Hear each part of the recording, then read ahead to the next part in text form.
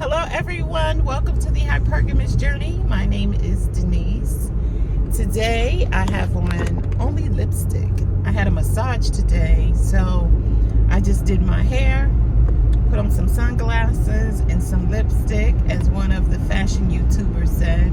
She said when she doesn't have on any makeup, she puts on some lipstick and some sunglasses and calls it a day. So I decided to do that.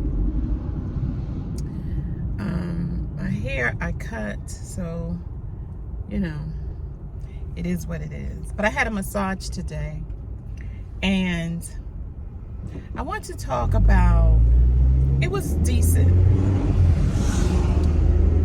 Not like I wanted it to be, but then I didn't speak up and say, you know, press harder. I need it harder. I didn't do that. And so, you know, as my mother used to say, a closed mouth doesn't get fed. So I didn't get exactly what I wanted, even though I feel a little bit better. But on a scale of 1 to 10, the tension in my shoulder is like an 8, a 7 or an 8. So I really didn't get that squared away like I would have under normal circumstances. And why didn't I tell the therapist to press harder? I didn't feel like talking. I know. Isn't that a conundrum? You didn't get what you expected. I didn't get what I expected and what I paid for, but I didn't want to tell the lady about it because I didn't want to have a conversation about it. I don't know what is wrong with me, but those are the facts. That's the fact of the matter. I did not want to have a conversation about it. So I get what I get, right? I want to talk about acting like the life you want. Acting like the life you want. So I want to be a wife. It's no secret on this channel that I want to be married, because I feel like for me that will be the safest, emotionally safest relationship for me to be in. I don't think I can be emotionally safe in a boyfriend-girlfriend relationship because it really doesn't show commitment. And I feel like if a man says he loves me, then he loves me enough to marry me, because that's what I want. And if he doesn't love me enough to marry me, then it ain't really no love. There's really no love if he doesn't love me enough to commit to me. And, you know, there are women who don't want to get married, and they will live with a man, and that's their level of commitment. They're comfortable with that. Usually those are the women who have been married before. It's like they say, been there, done that, it's hard, I don't want to deal with that. And basically they're looking for an escape route, an easy escape route. If things don't work out, she can pack her stuff and leave. And if things don't work out for him, he can pack his stuff and leave. No harm, no foul. Whoever's apartment it is or house they're living in, he can just leave it. And a lot of times they still have their home. Whoever is moving into the other's home, they keep their home and use it as rental property. And that's fine, as a source of income. But I want a man who is going to stick in there and hang in there because he loves me enough to do the work. And if I'm honest with myself and with you, I have never felt 100% safe in boyfriend-girlfriend relationships, ever. I never did. I never did.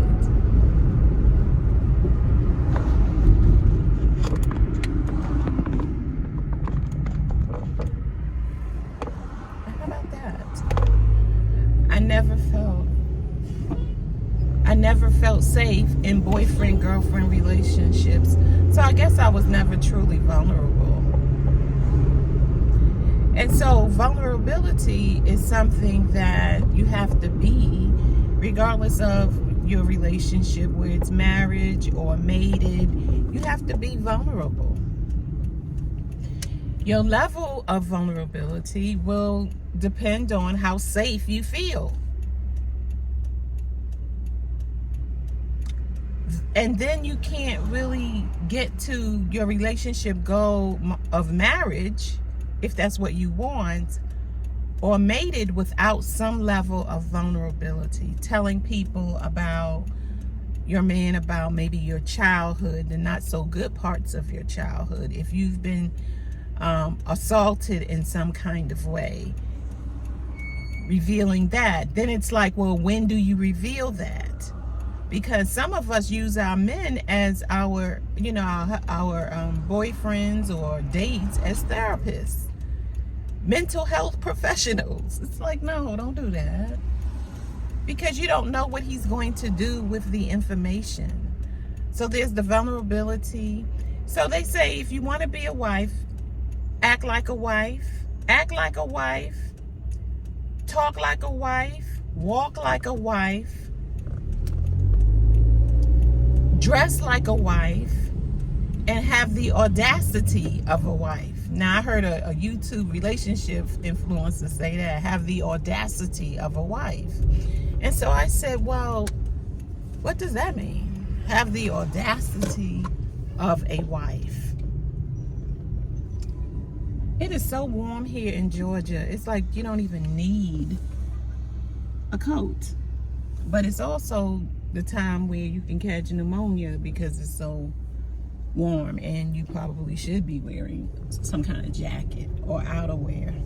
So anyway, I asked myself, well, what is the audacity of a wife? So this is what came to mind when I asked myself this question. I was on a cruise, a South American cruise. I think we were traveling to Argentina or Paraguay or somewhere right there. And so I went on this trip with my cousins and everybody, and her daughter and her husband, and all of them are married. So I was single, and they found one of their cousins, who's not related to me but related to them, to be my roommate, and she was also single. And so she was not a good roommate for me. She told me I wore too much makeup. She told me that I didn't need to dress up like I was dressing to, go on the tours or whatever. And I put on a little bit of makeup. It wasn't too much for me, but all I had was these halter, you seen the racerback dresses, maxi dresses. That's all I had. We were going to stay for a week. I bought like 8 of them, and that was what I was wearing to the tours. And then I think I bought like 1 or 2 dressy outfits for dinner, but that's all I had. But she was telling me I was wearing too much makeup. She was telling me that I was didn't have to get all dressed up. So basically she was picking me apart, but I was gracious. I just looked at her. I didn't say anything to her to say, who are you to tell me what to do and all that. I just looked at her and said, okay, and kept on putting my makeup on.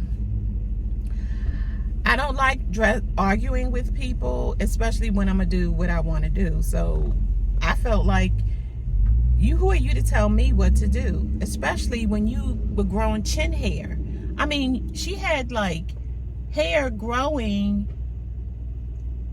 sideburns and hair underneath her chin. It was like 1 inch long. You see how long that is? It was like this right here, underneath her chin and stuff. And when I noticed it, I said to myself, she has some nerve telling me how to dress and how much makeup to wear when she got chin hair, like sideburns, almost a beard growing underneath her chin. So you have to act like a wife, dress like a wife, walk like a wife, talk like a wife, and have the audacity of a wife. So when I thought about what does audacity mean in this context, it brought to mind when I went on this cruise, South American cruise with my family, and they were all doing whatever they were doing together. And I just wanted to be alone. And I went to the cafe or the dining room or the dining hall. I don't know what you call the place where they have all the food. I went there and I think it was late morning, between 11 and 12. And I got something to eat. And I put my tray away and my food, the empty plates away. And then I sat in the windowsill. So you know how the cruise ships, they have windows on in the dining room.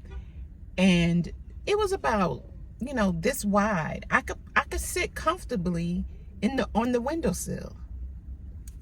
So I was sitting in the windowsill looking out at the water.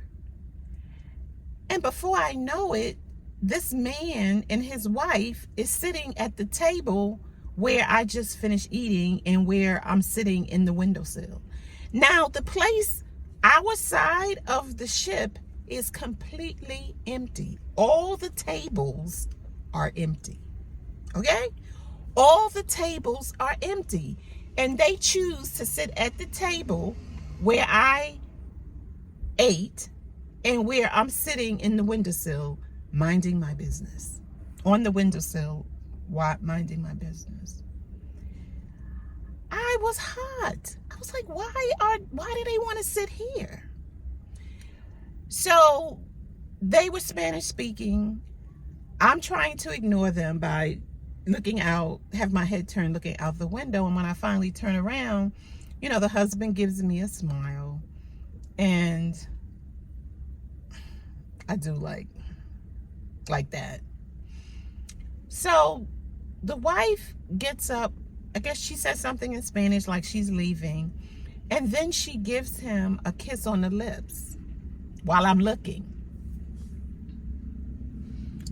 So that's the context that I'm talking about, the audacity of a wife. She knew, and her husband picked the table. So it wasn't even like she picked the table. Her husband picked the table. She followed behind him, and she didn't want to sit at the table where I was sitting, but she went along with it because she didn't want to get into an argument with him.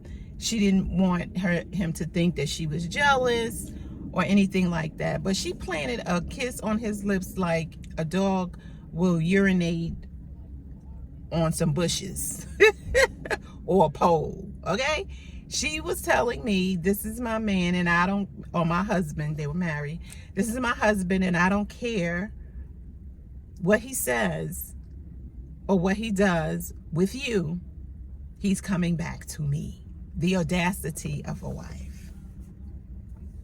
And I've seen other instances where the husband is talking to a single woman, and the single woman, you could tell, is like really digging him. And he's liking the attention. And the wife will walk right on up in the middle of the conversation, don't say excuse me or anything, and say, I need you to do blah, blah, blah. And he cuts the conversation off, and he is following that woman to do what she wants him to do. Actually, that actually happened to me. That actually happened to me. And I already knew that he was married, so I wasn't even into him like that or excited by him like that. But I could tell he was excited about dancing with me because he asked me to dance. But his wife came right on up in there and say, I need you to do X, Y, and Z. And he stopped immediately and followed her to whatever she needed him to do. And I kept right on dancing. I sure did. But I've seen that many times, and I'm sure you have too, where the wife has the audacity to step to her husband and interrupt whatever is going on between him and another woman. And maybe him and another man, but particularly I've seen it happen where her husband is enjoying the attention and conversation of a woman, and she doesn't even have to be single, but usually it is a single woman who's doing that, and she will just break it up, going right up in there, because legally he belongs to her and she belongs to him. So the audacity of a wife, that's the way I take that audacity. You take liberties that a girlfriend might not take. And I'm gonna do another video on this too, about relationship status and establishing the rules around your relationship. But yeah, so November 15th is his dating workshop. The link is in the description, and don't forget to like, share, and subscribe, and I will see you in the next video. Bye.